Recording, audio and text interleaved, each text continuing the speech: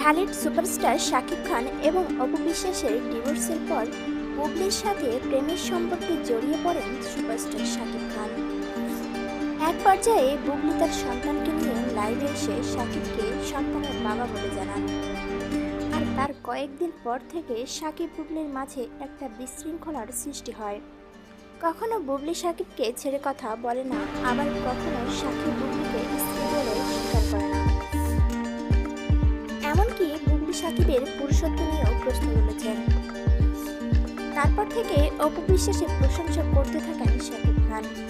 শাকিবের উপর সকল ফ্যান ফলোয়াররা জানান শাকিবের প্রথম ভালোবাসা প্রথম স্ত্রী অপু বিশ্বাস, তাই তিনি অপু বিশ্বাসকে ভুলতে পারেন না।